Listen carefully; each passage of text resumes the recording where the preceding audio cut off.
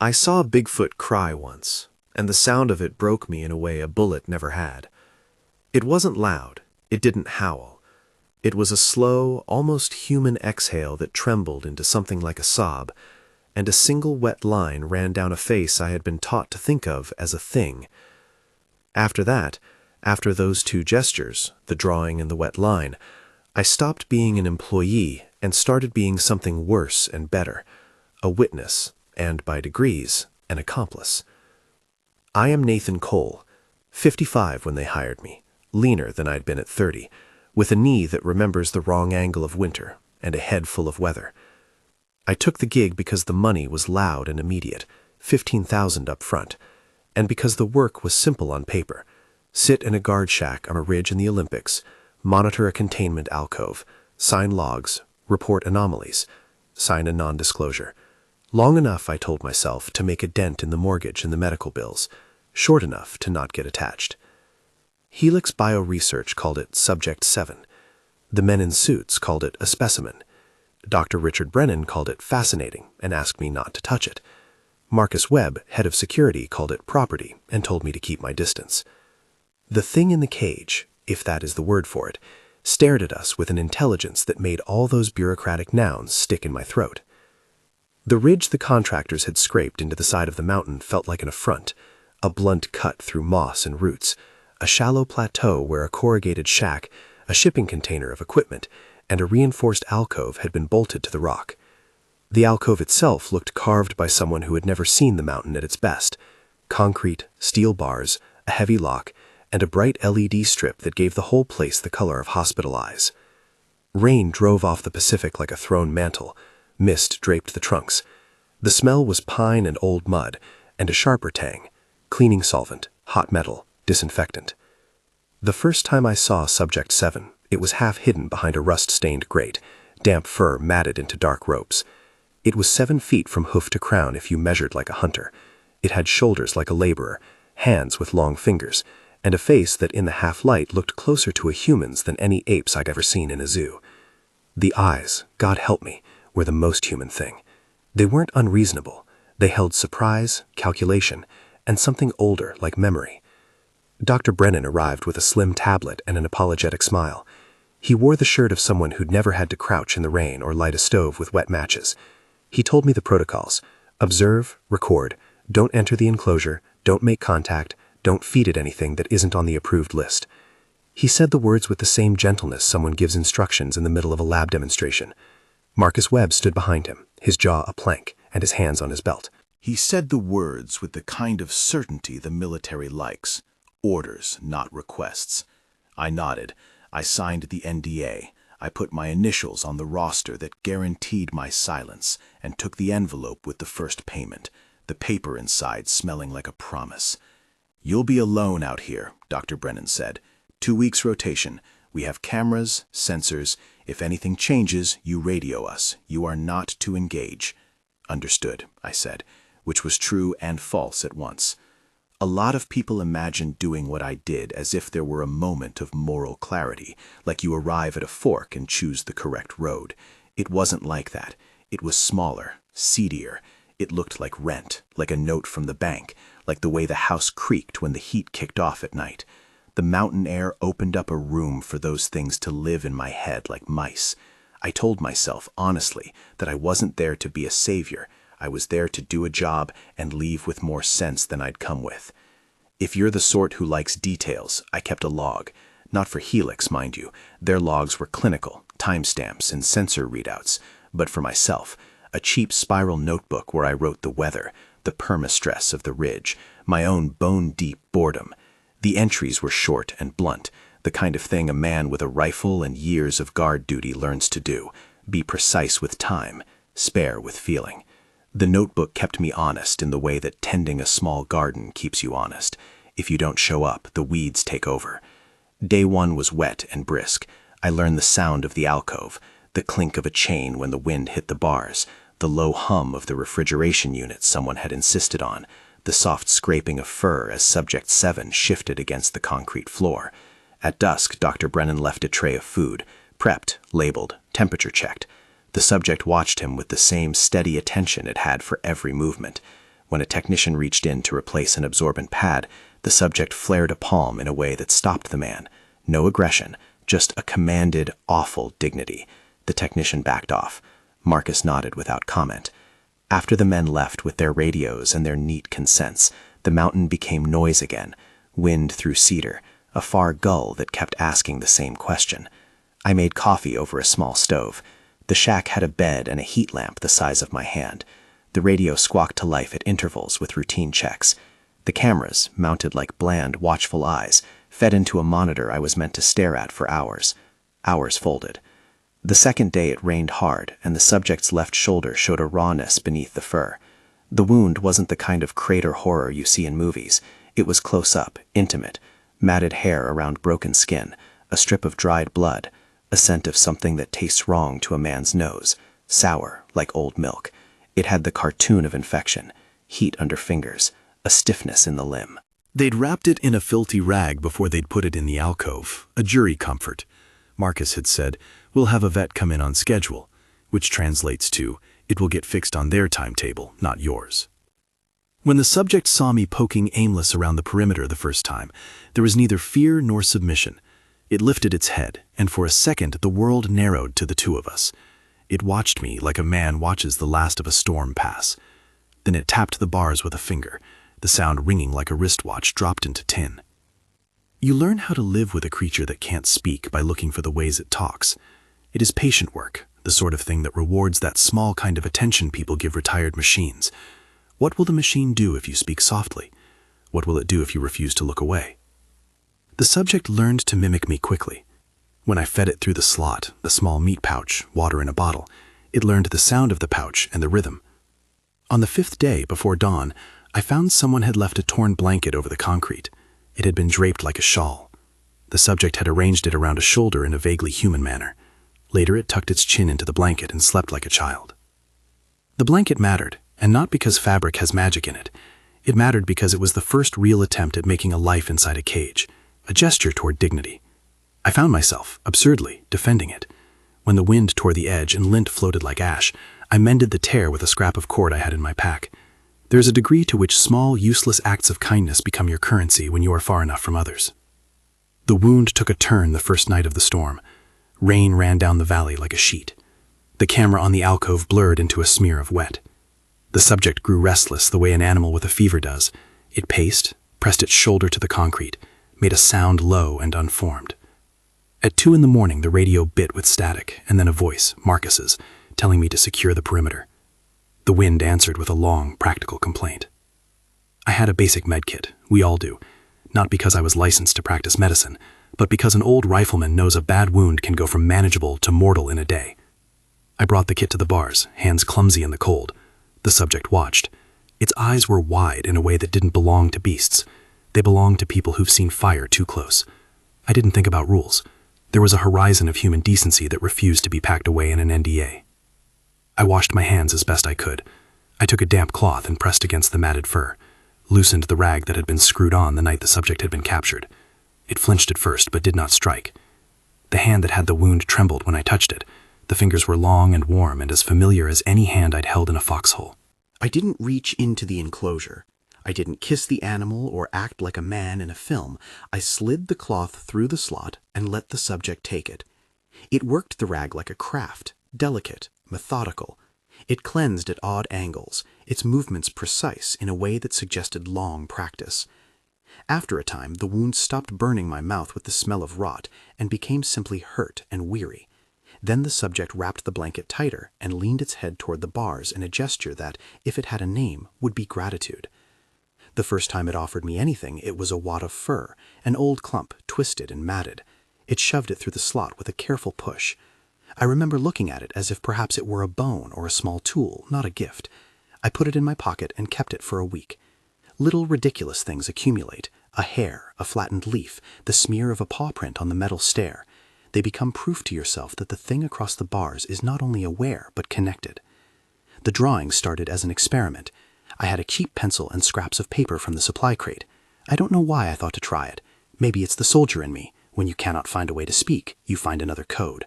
Or maybe I was tired of the drone of machines and wanted a new kind of music. The subject watched, fingers curled around the pencil like an old habit.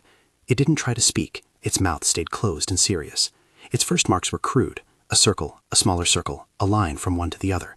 But then it understood that the pencil could say things the bars couldn't, and it began to draw with a focus that made me sit straighter.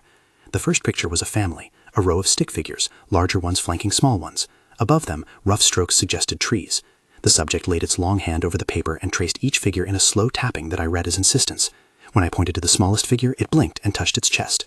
When I pointed to the trees, it tapped the edge of the page and then swept her hand outward toward the camera as if to show me the world beyond the picture. The second drawing was worse, if worse means the heart opening up. It showed the same family, but two of the small stick figures had X's over them. The subject tapped the X's and then made a motion as if pulling a string across its throat. It pressed the pencil hard. The graphite dug into the paper. Its eyes closed for a blink after that, and when they opened, they were wet.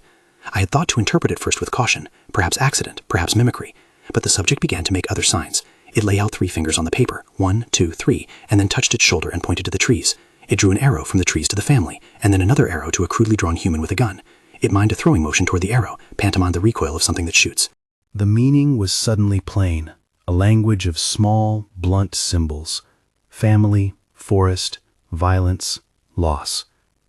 At that point, my hands started to shake, because grief is contagious when it recognizes its reflection. I thought of patrols in far countries, of people in the dark making choices that leave scars you carry around like talismans. The subject wept then, not with an animal whine, but with something that sounded almost like a human sob, a low keening that seemed to gather all the rain and make it into sound. One wet line traced down the long cheek and left a dark trail through matted fur. The camera caught it in the blue light of the strip above the bars, and it looked for a second like a child's tear in a stranger's face. "Stay with me," I said aloud to no one. It was the sort of foolish thing you say to keep from hearing your own heart. The subject looked up at me, square in the eyes, and for a beat the world contracted to the distance between our faces and the thin steel that separated us. There are things you learn in the military if you survive long enough: how to measure risk, how to tally outcomes, how to keep your face when chaos knocks at the tent. None of those rules had answers to the problem the subject put on the table.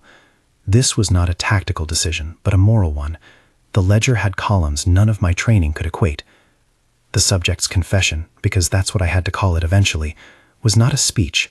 It was a sequence of marks and gestures that wouldn't fit on a contract. It showed line after line: hunters, smoke, trees toppled, small X's over figures until only 3 remained. The subject drew a map of sorts, a river, a valley, and then it drew 3 stick figures together under a canopy. It touched the paper and then touched my chest. It held out a palm, open and bare.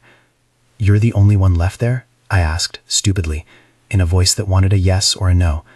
It tapped the paper, then pointed to itself and made the number 3 with its fingers, and then pointed to the horizon and made a sweeping motion that meant leaving, hiding, surviving. I have been shot. I have been in storms where the wind tried to carry my head from my shoulders. I have seen men collapse from fear. None of those things prepared me for the way the subject folded its face into itself and let out that small, human broken cry. The sound was not loud. It did not echo. It filled the night in the way a single drop breaks the surface of a still pond. The wet line on its cheek glittered in the LED strip like a promise of rain. I remember thinking then how absurd it would be to name what happened as a turning point, but it was. I felt the hinge of myself give way. Something in me unclipped from the orders and the non-disclosure and the envelope with the money. Maybe it was the drawing. Maybe it was the single wet line. Maybe it was the way those stick figures had become people in my head. The soldier in me cataloged the consequences like a ledger: loss of pay, legal trouble, a long list of things that could go wrong. The man in me, if a man had to be described by what he kept in his pockets, felt smaller, simpler, and more honest. Here's a creature that hurt and feared and loved, and here I am with hands that can do something. The rain had gone from background to a curtain. The shack's roof drummed like a thumb on a drum. On the monitor, the subject sat with its drawing and looked up at me as if asking whether I understood. It pressed the pencil into my fingers, the gesture of offering, and I felt something like a bargain pass between us. I tucked the paper into my shirt, the graphite smudging the cotton. I felt ridiculous, a man reduced to clandestine tenderness by a piece of torn scrap. I told myself stories that night that I would later have to deny, that I had always been a protector, that I had some neat moral line to draw. The truth was messier. I had a blanket in my pack, and my hands were steady enough to help, and the sight of the subject's face, peeled into grief, had reached something in me that had been numb for years. I went to sleep with the picture folded on my chest. I dreamed of the forest drawn like a child's map, and of 3 stick figures that moved in the dark like people remembering a hymn. At dawn, the radio crackled, a routine inspection. Marcus's voice barked the cadence of the day.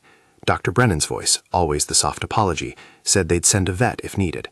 I packed my coffee, checked the keypad, lit the stove that warmed my hands and my temper. I tied the ribbon of cord on the blanket tighter, and on impulse, left it draped just so over a corner of the concrete. When I looked back from the doorway, the subject had arranged it around itself like a cloak and was watching me with a patience that felt like prayer.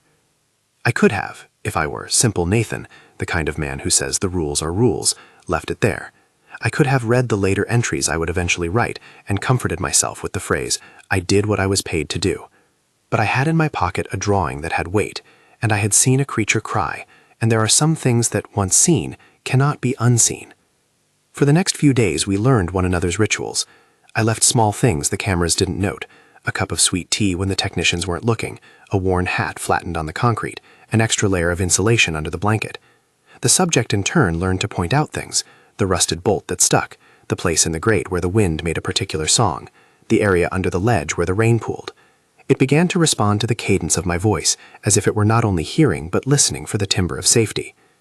I started to bring different paper and a new pencil, and the drawings grew more literate, a river that split, a cave, 3 shapes huddling below a canopy.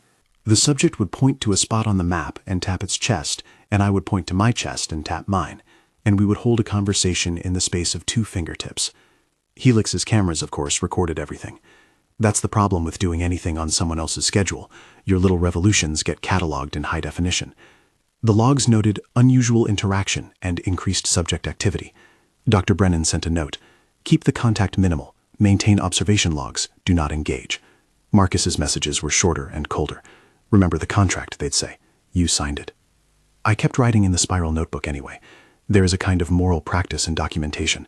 It makes you honest because you are forced to see the narrative of your days in ink. I wrote that I found a tooth in the straw one morning, a small, curved thing, and that the subject had palmed it and left it as if it were a currency. I wrote that I had found myself humming to a man whose kind, unofficially, we'd been taught to fear. On the 9th day, the subject produced a second drawing that made the place under my sternum loosen. It was a pictograph, crude, but the meaning leaped out at me like a flash. The subject had sketched a wall of figures, hunters with long curved shapes above their heads, trees felled in jagged strokes, then a shelter where 3 figures huddled. Then the subject had drawn a person, me, I thought, the stick figure with a dot for an eye, and drawn a hand between us. Not a fist, not a weapon, a hand.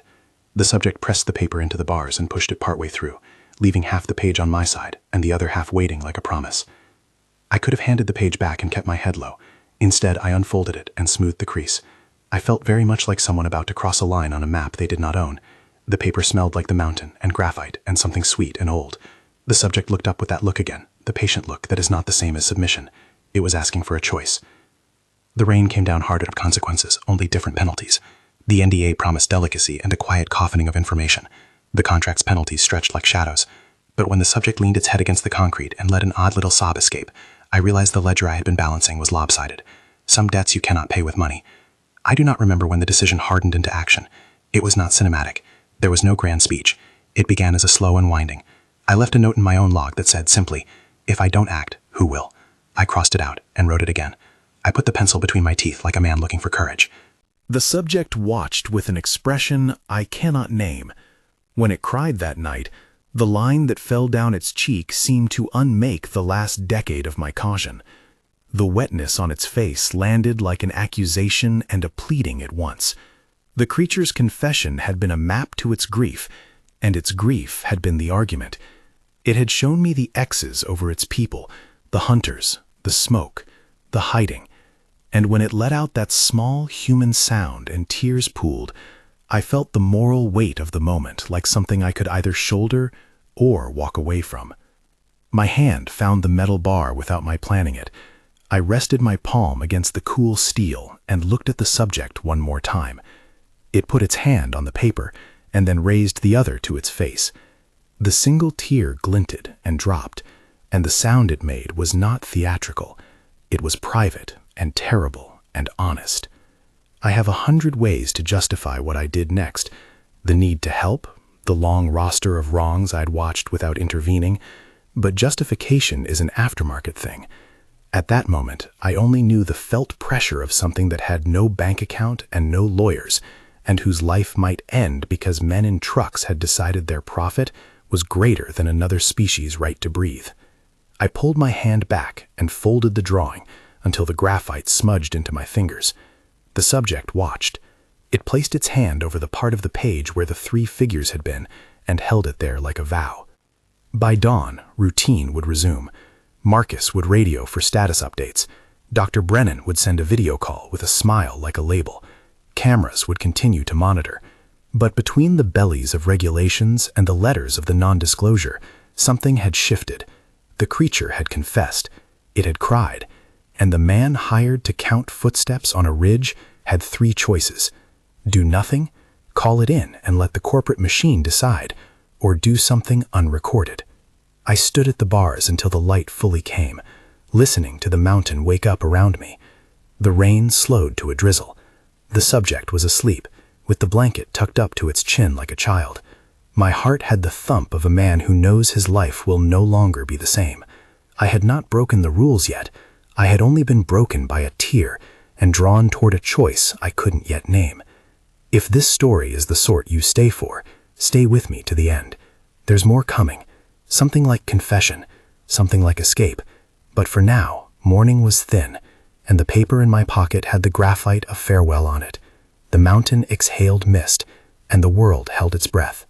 I made coffee, folded the blanket over my knee, and watched the alcove like a man waiting to see if a quiet war would begin. I slept badly that morning, the way men who have made a vow do, half dreaming, half standing guard in their heads.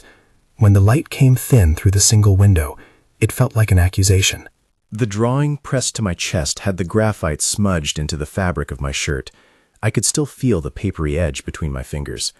The alcove smelled of damp wool and the copper tang of old blood, and the blanket on the concrete looked less like an object and more like a promise someone had folded wrong. I moved like a man trying to be quiet in a house where every creak is a conversation. The shack had a small gray kettle, a cot that had seen sticky summers and worse winters, and a monitor that blinked a dozen indifferent squares back at me. In one of them, Subject 7 lay with the blanket tucked up close, the long head pillowed on a forearm. It looked almost asleep, breathing in a rhythm that had nothing to do with the timestamps Dr. Brennan loved. The wound on the shoulder still drew a dirty halo in my mind whenever I let my gaze rest there. You don't go from seeing grief to being savior as if you flick a switch. There are arrangements to make. There are things to weigh. In my head, the ledger of risk still sat, scoring losses and penalties. The envelope with my pay, the signed lines of the NDA, the phone number of the man who could ruin you with a word. The soldier side of me, the part that had learned to count outcomes and keep his face neutral, listed risks and possible mitigations like a man checking ammunition. But the man under the uniform, call him Nathan the citizen, Nathan the son of a woman who used to mend socks, felt the gravity of a different account. I made a plan that morning not because I was clever, but because indecision is a blown fuse that never keeps anything alive.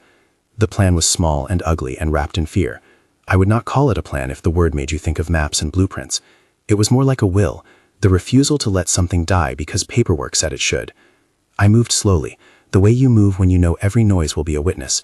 I left the blanket just as it was, and I took my own spare wool and folded it into my jacket. I wrote a quick entry in my cheap spiral. 9/12, decide. If not me, who? It looked like a foolish question in handwriting. It looked like hope. There are things you must never think through in the open. I didn't. I told no one.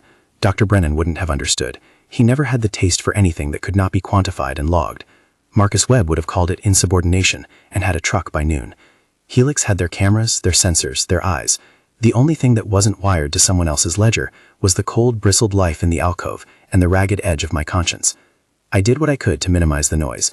I watched the cameras like a gambler watches a clock. There are always windows, scheduled checks, technician shifts, a battery change, a maintenance log, things that make the machine of surveillance breathe in a human rhythm. I knew that because systems always have slack and men make schedules, and the mountain runs slower than the men who try to catalog it. That knowledge isn't a how-to, it's an observation. I shall not tell you precisely when or how the cameras blinked. There are details you don't need. There was fear when I stepped closer to that gate. The metal was cold under my palm, and the thin familiarity of keys and locks wasn't mine. I had never been the man who picks locks for a living. I had been the man who keeps doors closed and who answers on time. For a moment, I felt like a thief in his own house, but the thing in the alcove lifted its head and looked at me, and the air between us did what long frozen rivers do when you crack the ice. It thawed. I did not rush. I slid the medkit toward the slot and let it rest in reach, then fed the subject by hand through the opening until the routine softened us both. The wound was worse than it had been a week prior. There was a stiffness and a dull red shade that spoke of infection and neglect. I had no license to treat such things, but I had hands that could bandage and a bottle of antiseptic in my kit. I worked as gently as a man can who knows a hand might be the last thing a creature ever holds. I must be careful with the words here. I will not give you a list of surgical steps or lock bypasses. I will tell you what happened. I treated the wound in the ways a sensible, careful man can in the field, cleaning what I could, dressing the worst of the mess, giving it something that would stop the immediate hemorrhage of pain. The subject did not flinch much. It trusted the rhythm of my hands in a way that cut me open more than any blade.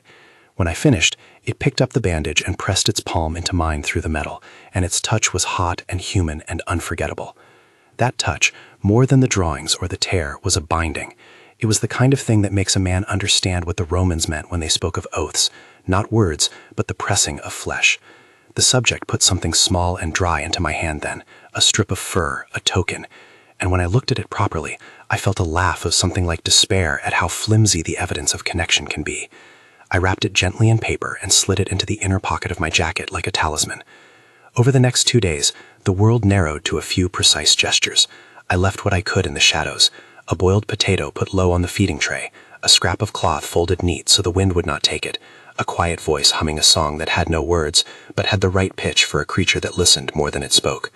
Subject 7's drawings become maps with deeper detail: a stream, a ridge, a cave marked with a symbol I didn't know the meaning of, a campsite with a circle of X's. The creature taught me to read a language of sign and scratch, a hand on the chest for self, a sweep toward the dark for danger, 3 fingers held up for the number of survivors. I didn't have to act immediately. The mountain would not rush me. But I knew that if Helix chose to move the specimen, to take it to a lab, to put it under a microscope for hours and minutes and a life, it would not survive the translation. I thought of glass jars and cold stainless tables, of men with slide rules and curiosity, and it felt like an execution voted on by committee. The thought made me angry, in a slow, patient way that had nothing to do with me and everything to do with a life that deserved another name. The night I decided to try for a real escape, the world was a live thing. Rain sang on the metal roof. The smell of wet cedar rose like steam up the valley. Subject 7 sat with a drawing of a cave unfolded in front of it, and when it caught sight of me, it set the pencil down and pressed its palms into my sleeves as if asking me to be steady. I remember the exact way its thumb rubbed along my forearm, like a human seeking anchor.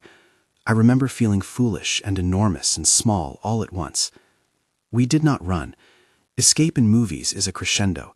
Escape in the cold and damp is a series of patient movements and 1,000 tiny decisions that add up.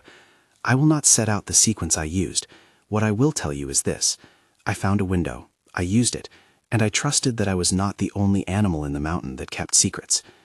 The subject moved more lithe than its bulk suggested, and when it stepped through the narrow opening of the alcove into the air that smelled like fungus and rain, it seemed to inhale its world like a man coming up for the first breath after a long illness. We did not shout. We moved through a machinery of trees that made very little sound.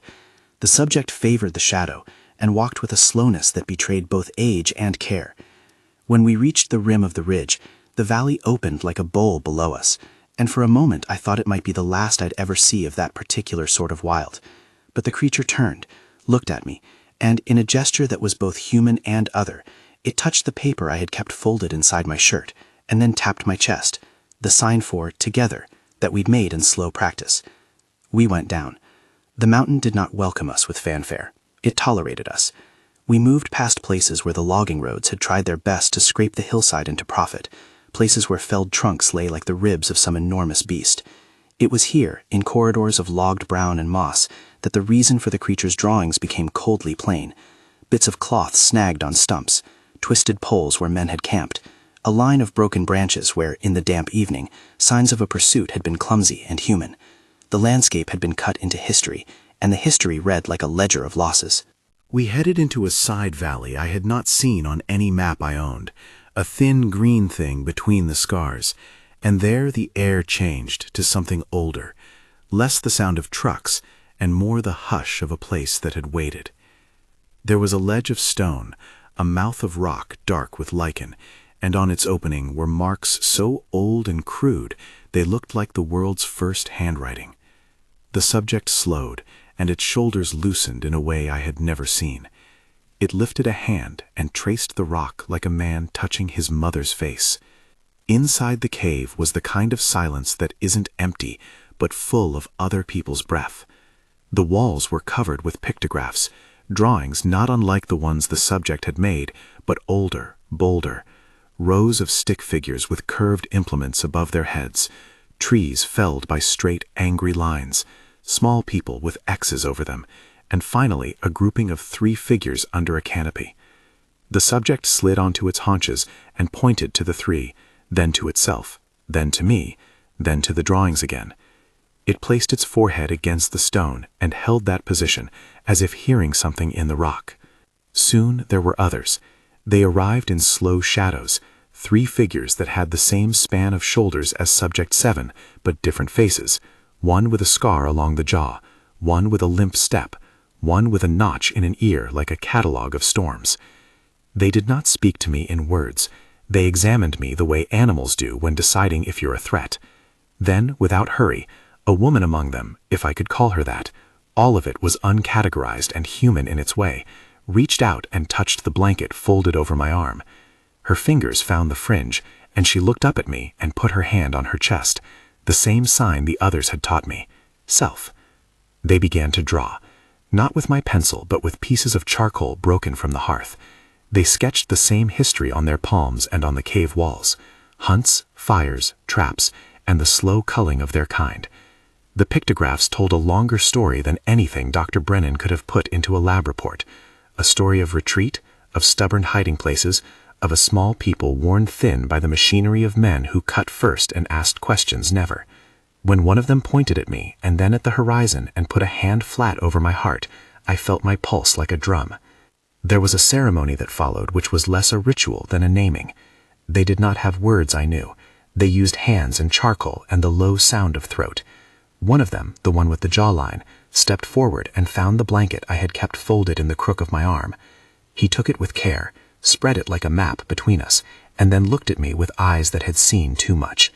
He put his hand on the fabric and pressed it into my palm, as if both giving and receiving at once. Then he touched my forehead in a gesture that meant, as best I could translate, guardian. The word in my head was clumsy and inadequate. I accepted the title because the acceptance was not about me. It was about the promise that the blanket represented, a keeping. They made no speeches.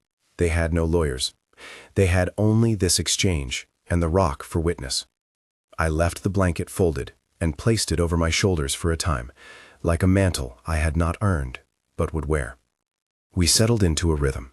The 3 survivors moved slowly, and each day they showed me a way around the valley that preserved their presence like a hush. They taught me which slopes to avoid when fog made travel dangerous, where the river took a sudden drop and left pools for fish, and the places where human scent would likely carry the wrong way. We did not walk out in daylight to any town.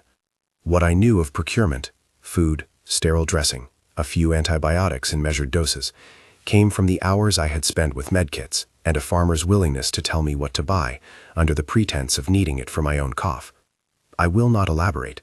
Suffice it to say that I chose careful, legal means to secure what I could without setting a trail. Helix hunted their own proofs when the time was right. They announced an inspection right about the time I was still working to invent a life for myself and Subject 7 that would allow for continuance. Marcus Webb arrived with his jaw set and his men in towing boots. Dr. Brennan arrived with his neat shirt and his polite insistence that everything would be handled professionally. They came to the ridge expecting a body and a bulletin, a neat line under which they could file this anomaly and move on. When they discovered the alcove and the site where the death had been staged, there were questions and cameras, and the kind of polite grief that comes with corporate loss. I answered as I had been trained, with clipped facts, neutral voice, and inventory of the scene. I did not volunteer anything I had done. I signed the forms, and I gave the logs the answers they expected. They asked for samples, and they took what they took with the sort of sterile colognes that make a place forget the forest. They read the room with a practiced eye, and concluded as they had to. The subject was gone. The environment had been consumed. There would be a report. Helix would move on, satisfied they had mitigated a liability. I do not describe for you the mechanics of that day. I do not describe how I made bones into evidence or how the ash was composed. Not because I think the telling would be heroic, but because telling would be dangerous. There is no honor in giving a how-to for deception. What I will tell you is this. When their men left with their clipboards in their trays, they left feeling their quandary solved. They left a tidy series of stamps on the forms and a count head of equipment. Marcus shook my hand with an economy of emotion and said the company would send the remainder of my payment as agreed. Dr. Brennan's smile had the same thinness as the LED strip in the alcove. The paper in my pocket became heavier with each hour. The money arrived as promised. The NDA that had seemed like a piece of paper became a chain in my mind. I signed blank spaces with the same hand that had once signed to say I was a citizen in good standing. I took the envelope and felt like a man who had been paid for silence at the cost of having loved a creature in secret.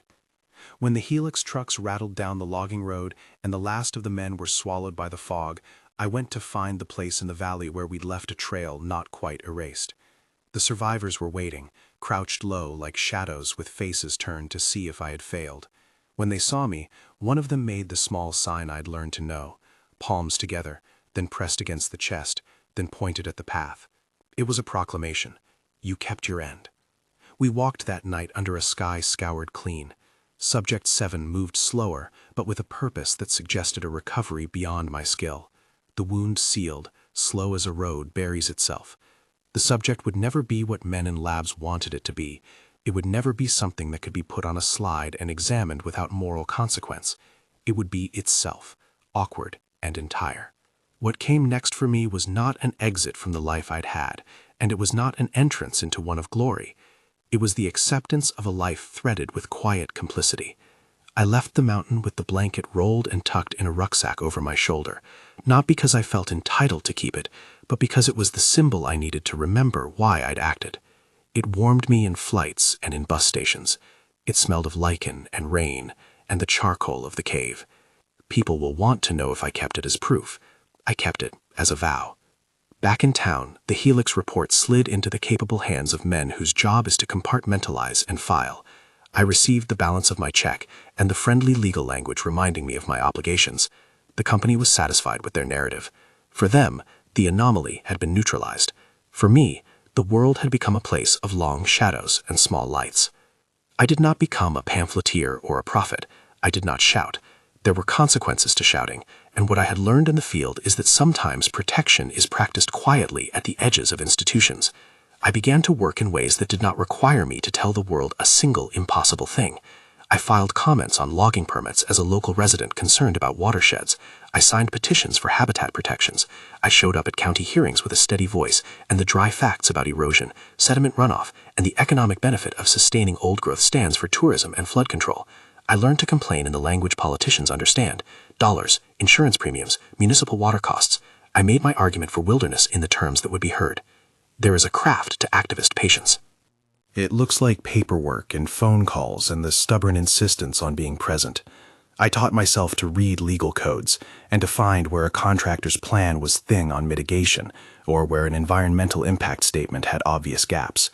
I learned to plant trees with a local restoration group, to stand at a hearing and read aloud passages about wetland buffers that men fidget.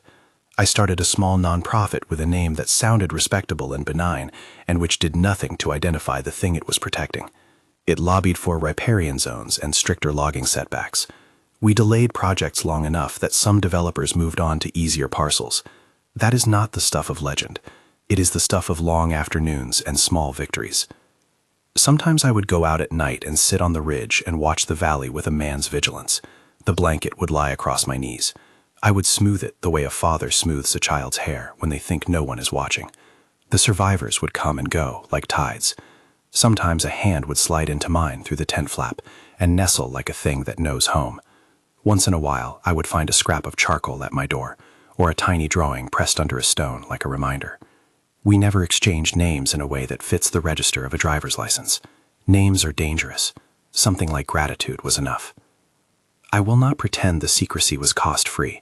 A white-nosed moment of guilt creased me in public ways. I told lies about where I'd been when friends phoned. I missed a funeral because the mountain shadows had needed me.